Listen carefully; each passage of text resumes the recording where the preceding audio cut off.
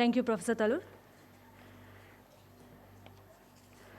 So our next talk is by Mr. Rishabh Chopra.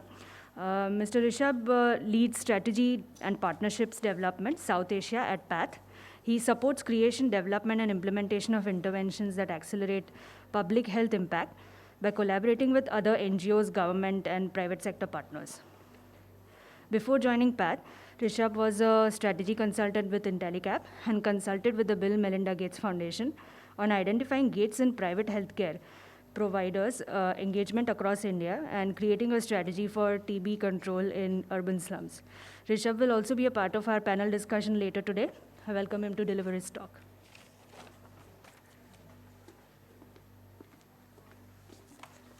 Thanks so much for the introduction, and also a disclaimer that I think I am an actual outlier in this hall, a non-engineer, non-medical, non-researcher. So my slides will not be as interesting as some of the other speakers, but I'm happy that I'm adding to the variety of perspectives that we've had so far. The organization that I work for is known as PATH, and I'll take you through a couple of slides, what we do, who we are, and why am I here. So let's start the slideshow. Yeah, so we are a global organization. We work in more than 25 countries in terms of offices, and our work touches through partnerships in about 70 countries. We've been around for 43 years. It's a long time for a non-profit organization, and in India, we've been operating for about 20 years. We have a sort of a team that's spread across the globe, as you can see, about 1,600 people. And we've worked on multiple partnerships with the industry, with innovators and academic institutions to co-build some of the innovations, especially in the vaccine discovery space and vaccine commercialization space, and also in malaria care in many parts of Africa. And we also have come up with multiple innovations from over the years. Of course, in India, our focus is more on working with the government on issues of public health importance. And I think that is an important term to remember, public health. So I don't represent the private sector. I will focus on the issues that are there in government facilities. And sorry, I think it's moving on its own. Yeah. So this one is, so this gives a perspective of how we are structured and what we work. So on the left-hand side, you see we work with a variety of stakeholders in public health space at different levels, starting from the national government disease control programs like tuberculosis, HIV, vector-borne diseases, to a state-level health secretary office, to also going down to districts and then villages and blocks, depending on the program that we support. And in turn, we interact with a variety of stakeholders that are manning these health facilities, district hospitals, nurses, hospitals, hospital administrative staff. And then there are a lot of partnerships with organizations that do a lot of these things, which is on the right side of the circle. On the right diagram, you'll see the health areas that we've engaged with in the recent past. Of course, apart from vaccine development, there is the infectious diseases, tuberculosis, HIV, vector-borne diseases. There is a large portfolio of work that we do in maternal and newborn and child health and nutrition, specifically rice fortification and human milk banks. Then there is a lot of focus on NCDs of late, focusing on mental health, cancer screening, and anemia. And a couple of cross-cutting functions that we have is a separate team for digital health, which looks at promising innovations and how digital can answer or cannot answer some of the questions that we grapple with, and how do you get to scale. And then there is a vertical called Impact Lab, which I know one of the speakers, Satya, he was the architect when he was at PATH. He built that structure, and much of what I'll talk about will be within that realm of that structure. We work in 28 states now across about 700 people. Our focus mainly is on supporting the governments in planning and delivering their implementation, and which is why we are a connect to innovators who want to work in the public health system. We've put together some case studies which talk about our work on introducing and scaling innovations. And I'll go through some of the examples One classic problem in TB, as I think some of the other speakers have also spoken, is confirmatory diagnosis, but there's a large population that needs to be screened with the use of X-ray, chest X-ray, and at many government tertiary facilities we have X-ray, but not at the primary level. So there is an innovation called Cure AI. Many of you might have heard about this private sector innovation, and they have built this algorithm for looking at tuberculosis. They scanned millions of X-rays, and they have an algorithm. We helped test that in Nagpur with private healthcare providers, and we got a lot of pushback from radiologists, right? You are looking at our market and you're replacing us. The point was that it should be tried and tested with the population that will ultimately use it. And our point was there are places where you don't have radiologists, or they take a lot of time to come back with things that should be available in half an hour. So I think that algorithm worked well, and there were some lessons that we gave back to QRAI, and they built on it, and now it's going on in multiple states now, a large pilot that they are running. It's not actually a pilot, because if you look at the numbers, this was just one district, and they have also built the algorithm to look at COVID diagnosis, and then it's a minefield, right? You look at upper respiratory tract infections. The power is it can be built. So that was an interesting partnership. And then we have someone who is in the room. The operational validation for TrueNat, I think Chandrasekhar, he will be talking about this work and how, so we worked in, and that was funded by India Health Fund in the state of Uttar Pradesh, where we picked up a few districts and facilities. As to the product was already sort of testified by ICMR in a 100 district pilot, but we wanted to see how it works in a public health setting at a tertiary level. And then it goes on to actually point of care. Gene expert was mentioned.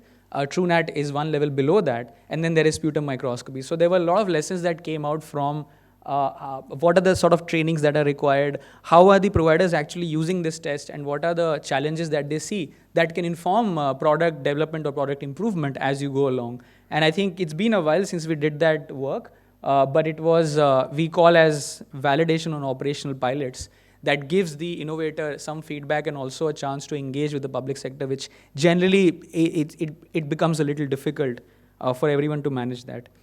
The next one is also a global work that we did on looking at hemoglobin levels. It was an invasive test, a true HB hemometer, and again it was a large-scale study that looked at what's the efficacy of the test. And it was representative of folks across. Again, it's one of the innovations that you see. It's TRL9. It's already in the market.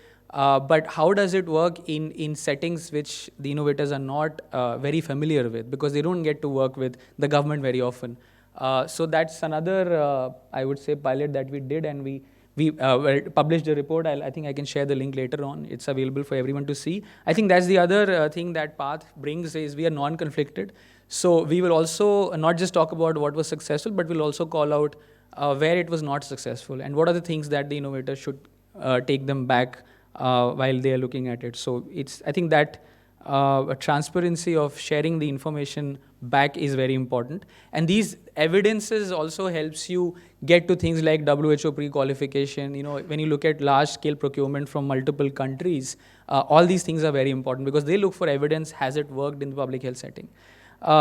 This one is actually much of our work that we did in 2020 and 21. This was with support from Rockefeller Foundation, where we worked in Maharashtra, Punjab, and Meghalaya and Haryana, where we looked at within the laboratory efficiency for doing RT-PCR testing, and also looking at the newer point-of-care diagnostic tests like Abbott ID, which were coming up, how they are being used in the laboratories. This was when there was a COVID surge. So how do you plan for surge inside a laboratory? And we partnered with the Professor Sarangdev, I think someone mentioned earlier, from Indian School of Business, where we designed those standard operating procedures and looked at the time it took for a laboratory staff to do certain tests, preparing samples and then doing the actual amplification.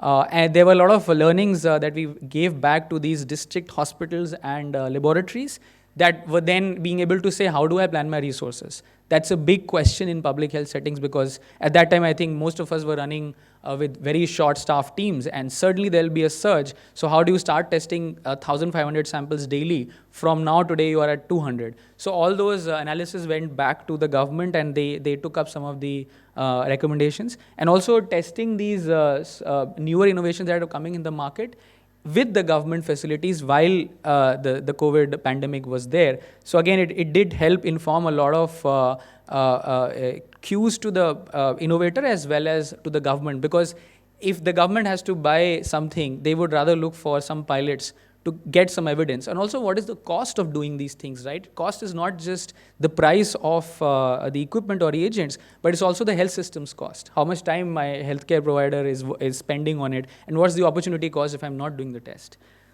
So that work, again, there was CCAM, there was FIND, there were multiple partners that came together.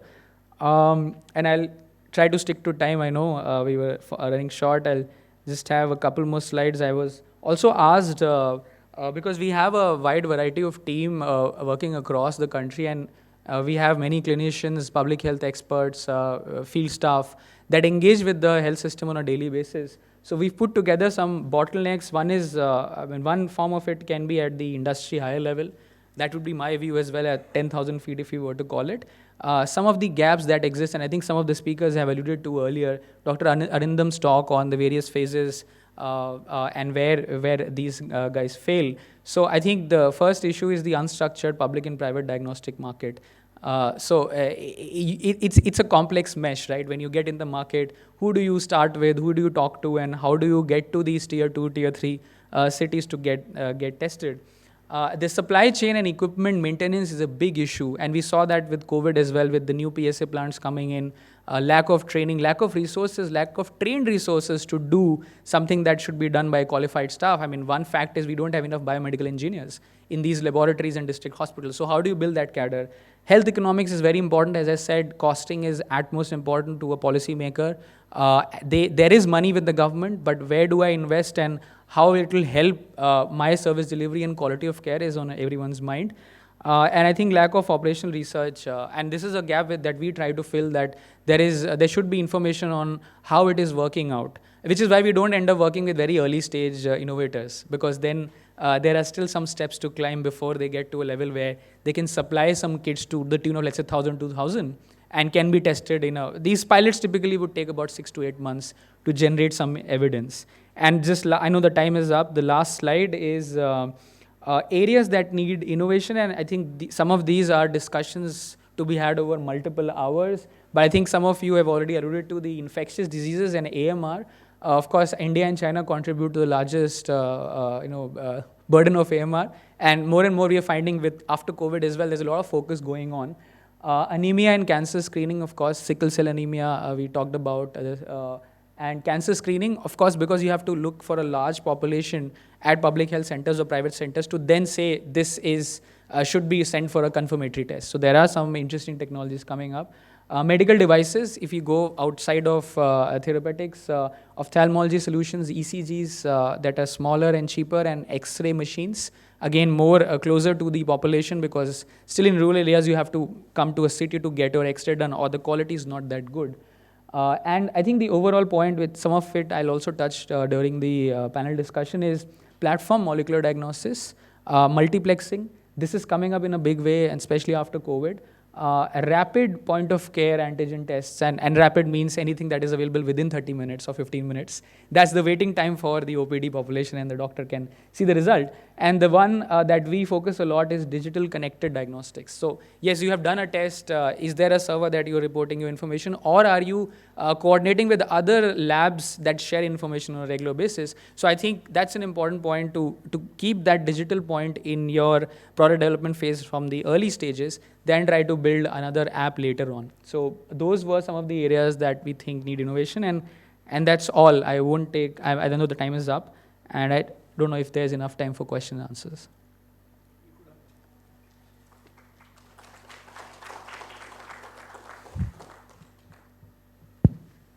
Thank you. So maybe we can have a couple of questions. I had one. Maybe I'll start. I'm sure this question is on more people's mind as well. So how do we typically engage with PATH, right? How do we approach you, or when should we approach you? Maybe if you could share some thoughts on that. I think that has already happened with PATH, with WCRB reaching out, and I think we've had a couple of calls. We can give access to our field team and people who've seen the system, and then we can have some curated workshops with you guys, and also see what you are working on to help inform what's there, what would future look like. I think that's one. And we can have that depending on the bandwidth available on both sides. I think that's one value add that we can bring. And also we can do some sessions from our side on how does it look like, right? We can maybe plan some field visits also. I think the more important point that I was going to say later as well, how many engineers are talking to doctors at this stage? So do you have collaborations with medical colleges, right? So if not, then we should start thinking about making those connections. Okay, thank you. Any questions from the audience? If you have one, please raise your hand.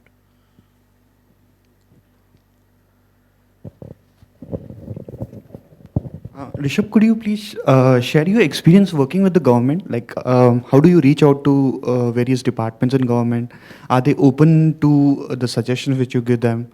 And the structural problem, the cultural issues, how do you address those typically in the Indian government environment? There are various ways in which we look at it. One is, I think, gone are the days where you would just engage at the national level. Health is a state subject, and after COVID, it has also become a political issue. So a lot of policymakers, bureaucrats, ministers are open to working with partners because they realize they can't do it alone, and we saw that in COVID as well. So I think the important piece to realize here is we have a lot of people who have worked with the government. So you should know the audience you're talking to. The same slide will not be presented to a government audience. So I think communication is important. They are also struggling with challenges that we don't see on the private side, right? They have lack of trained manpower. So how do you design products that you know will not be used by a doctor, maybe a nurse? So I think when you get in that perspective, and also when we sort of support them on project managing some of the disease control programs, there is a trust that builds. It takes you about 3 to 4 years to build trust with a district officer, and then he or she moves, gets transferred. So you have to build credibility for you, and there are organizations like UNICEF, Japago who've done that for years, and that brings you then leverage. And the third point is, I think, making sure that you are bringing something that they don't have. So bring that complementarity. They do listen to you, of course. And one example I give, it varies, right? The attention span. When COVID surge used to happen, the first wave, second wave, all the focus was on running the PSA plants. As soon as the cases go down, okay, we'll think of something else. Leave aside the PSA plants. Similarly with testing, genome sequencing. So I think we'll have to be very patient with engaging with the audience, and we'll have to be very optimistic all the time. So those things work. Thank you. Right. I think there's one question.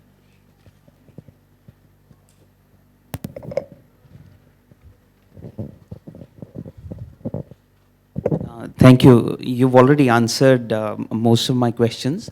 Specific question. How do you deal with intersectoral issues when working with government? For example, many of the public health programs, there are connections and implications with several different departments of government, and sometimes the failure happens because of fracture lines. So that's one part. The second is, does PATH also facilitate funding? Because many times government is also looking for financing for projects like this. Does PATH do that? Thank you. No, I'll take the first part first. Yeah, absolutely. I think we've built on multiple years of parallel programs, different departments within the health ministry and also at the state level. I think everyone has realized that if you don't integrate well, you cannot have efficiencies of scale. And there are, I think, so many different programs, and they have their own IT systems. So there is integration happening, at least the talk of it happening at that level. I think two initiatives taken by the government in the last 3-4 years should be game changing. One is the Ayushman Bharat Health Infrastructure Mission, in which each district is supposed to have a lab and a block public health unit, integrate public health labs, and we are one of the partners with the National Health Systems Resource Center to support states in coming up, building that capacity at the district and block level. I think that talks about integration, because they're looking at the large two tuberculosis and HIV. There's a lot of capacity of equipment and lab diagnostics, and they want to bring other diseases and testing for labs for blood-based samples at the district level. And the other is, I think maybe some of you might have heard, Ayushman Bharat Digital Mission. It was known as National Digital Health Mission, where they've built an architecture of different pillars, the individual patient IDs and health facility registers. And they have also invited the private sectors, the Practos and 1MGs, to come to the platform and share that information. I think, and they are working on a health information exchange platform similar to UPI for financial services. It's in the early stages, but once it comes down, it can change the game, because a lot of the issues that we feel at the care seeking level, I don't have my medical record, I hop to another provider, he or she doesn't, repeats the test. So a lot of it'll take time, but I think they are already thinking of integration. And also many of the states have their own schemes, and they don't want to engage with the national government program. So I think that's the other dichotomy that we have, that we'll have to build and operate within that environment.